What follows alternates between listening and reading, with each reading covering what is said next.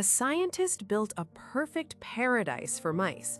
Within 2 years, every one of them was dead. That line is almost true.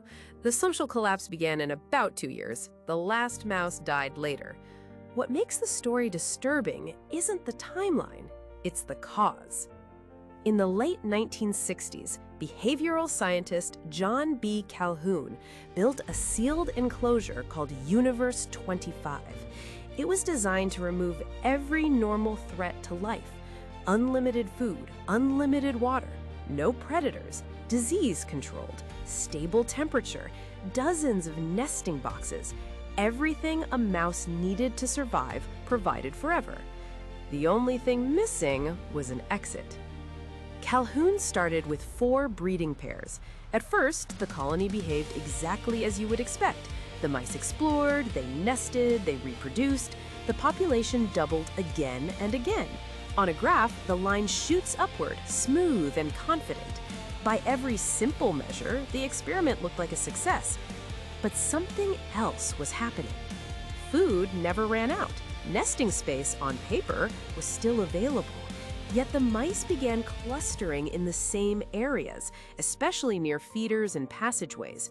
Social contact became constant and unavoidable. Space ran out long before calories did.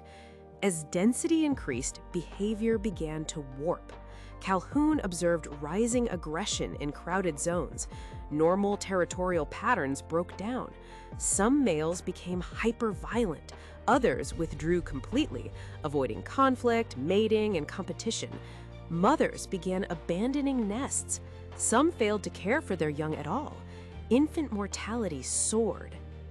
Calhoun called this breakdown the behavioral sink. Not starvation, not disease, a collapse of social order under relentless social pressure.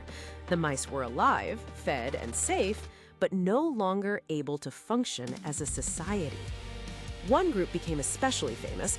Calhoun described mice that were physically perfect, untouched by fighting, with pristine coats. They spent their days eating, sleeping, and grooming. They did not court, they did not mate, they did not raise young. Later retellings called them the beautiful ones. Stripped of symbolism, they represent a life reduced to maintenance, when social life becomes too costly to engage in. Eventually, the population peaked at just over 2,000 mice, well below the enclosure's theoretical capacity. Then births slowed, then they stopped entirely. The graph bends, flattens, and turns downward. As numbers fell, something strange happened. The colony did not recover. With fewer mice, there was more room, less conflict, less pressure, but the damage was already done.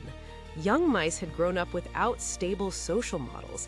They never learned normal courtship, parenting, or conflict resolution. Calhoun described this as 2 deaths. First, a social death, then, years later, physical extinction. Universe 25 ended with an empty enclosure. People rushed to apply the experiment to humans, crowded cities, overpopulation, a warning of inevitable collapse. But this is where caution matters.